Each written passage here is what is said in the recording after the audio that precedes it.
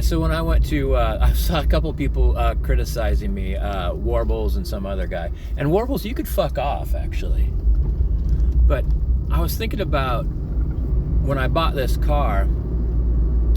It was an Indian guy, fresh to the United States, had great English, very polite, had a really good manner. Like, I really connected to the guy. I did a video about this because I tried to buy this car without speaking, and he picked up on that. I was just curious. Like, I often meet people that I'm like, how do you even function in life? And so I kind of wonder, like, what if you don't talk? Like, will people just do things for you? And they do. You know, because, money. And, but eventually I took pity on the guy because his coworkers were like, why aren't you entertaining that customer? And I'm like, so he kept having to come back to me. So I'm like, okay, man, I'll talk to you. Like, I could tell you're being pressured to come talk to me. So we talked, and he actually ended up having to drive me to my bank for some sort of kooky reason why they couldn't withdraw money from my bank all at once. And we were talking about the difference in culture, and he said something that hinted at where I said to him, and people, I bet you are finding people are telling you you're wrong about things all the time. And he's like, yes, why do people do that? And I'm like, I don't know, man. Like, a huge part of my day is just having other people tell me I'm wrong about things all the time. And I've mentioned this over and over again, I limit my interactions with everybody as much as I can. I'm as a hermit-ish guy as you've ever met. It is difficult to yank my chain. Because it's difficult to even just be around me or be able to contact me. And man, it's a lot. So, like, people who live like a full social life connected to a wide variety of inputs and outputs of human beings, they must get that all day, every day. And he wanted to know why. And I'm like, I don't know, man. Like, there's a wide variety of things. Like, people might grow up that way, like being criticized by their parents.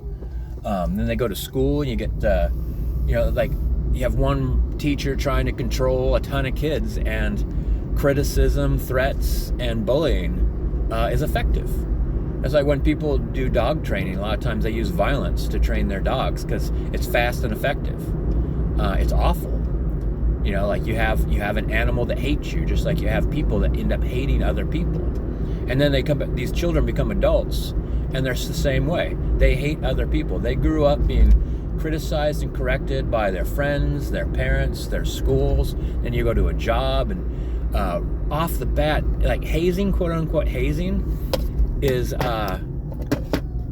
people having license to fully give in to that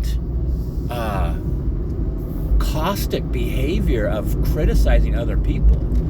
Like, I remember being told, I remember like my first job in a restaurant, they said, well, the person that's going to train you will be here in a little bit. So until they show up, we want you to mop the floor. And I'm like, okay. Yeah, I think they were surprised. I'm like, okay, I'll mop the floor. I'm like, show me how to mop a floor. He's like, you don't know how to mop a floor? I'm like, how would I know how to fucking mop a floor? Where do you think I did? Where do you think I just came from? Like a castle. Like I spent all the day in the, like, with the scullery maids scrubbing the cobblestone. Like, you're not born knowing how to mop a floor. And then when he was done showing me, and I'm like, how did you think I was supposed to know all that? Like, do you think I come from a house that has a mop bucket? With the whole squeegee thing on it? And he went, well, I don't know. I guess I didn't realize it's like your first job. And I'm like, I told you it was my first job. You knew, like, that was the first thing I said when I showed up. You forgot? No, you didn't forget. It's just this weird drive to make other people feel stupid or make other people feel like they're wrong. Like, how awful is that? I was talking to a young guy not too long ago about just this. I'm like, people aren't going to care about you because of because you're correcting people constantly. And he's like, well, I don't care what people think. But the thing was, he was just in a difficult situation that would have been really easily handled if other people would have helped him, and no one helped him, and he didn't expect help. And the reason why he wouldn't expect help is because no one's ever helped him like in a bad situation like that in the past. And the reason why no one's helped him in a bad situation like that in the past is because he's an asshole.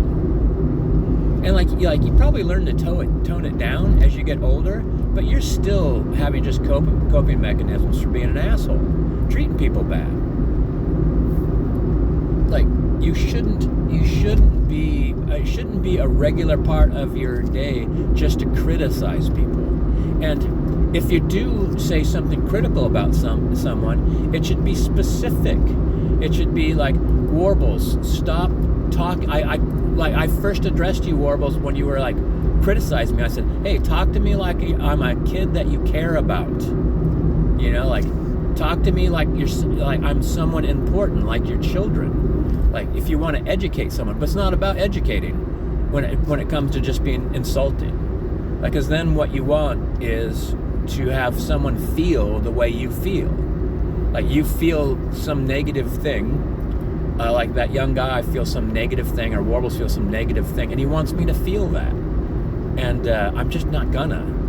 Like, I don't naturally react to other people like that. Like, I think that people are trying to control my emotions. Like, I'll tell you a sad story, I'll tell you a happy story, I'll tell you a joke. It's like I'll hear it and I'll understand what you're doing, but I'm unlikely to like spout out some sorrow and cry, or shout with joy and laugh. Like, if it's spontaneous, then yeah, I'm likely going to react spontaneously. But if there's any kind of sense that like someone's trying to put their hand up my butt and work me like a puppet, it's not going to happen. I grew up around manipulative people, and that's the first thing you learn when you grow up around manipulative people, is to tell when someone's they're holding onto their steering wheel of life, and they reach over and they want to hold your steering wheel of life too. It's absolute bullshit.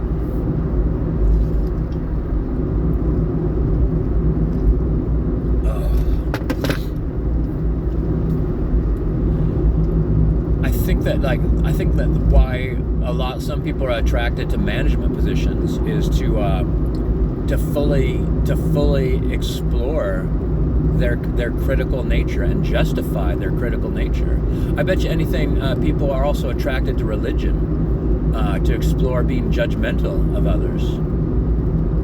It's awful, awful, awful. It's like the thing, like this kid I was trying to tell, why you don't just practice negativity on a daily basis, especially directing it at others.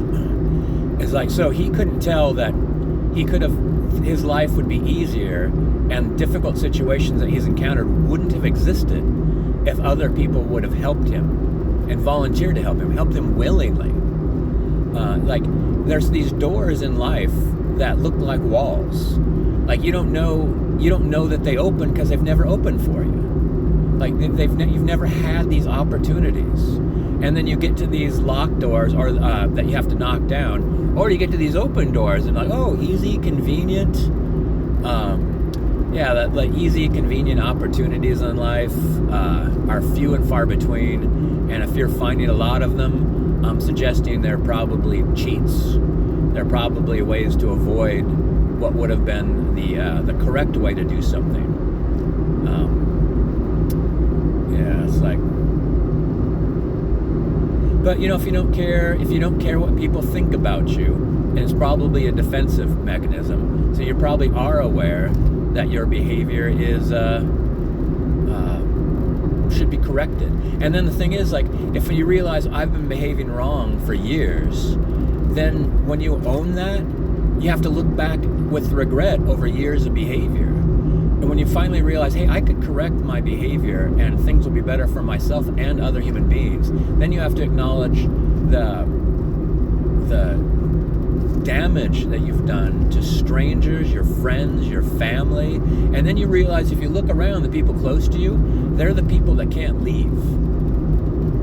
Like you've known lots of people in your life that you don't know them anymore, and because they've moved on or they've moved away, and the people that are stuck with you now are stuck with you now, and they might not necessarily like you, they might just depend upon you, or they can't avoid you.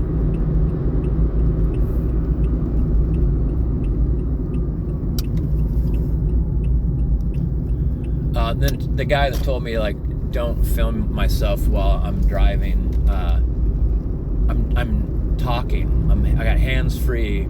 Like, it's not illegal or dangerous to talk as you're driving. People talk to each other when they're driving. People sing music when they're driving. But I know you're not saying that to, like, oh man, Earl, I'm so concerned about your goddamn safety, about something that you've been doing for over a decade.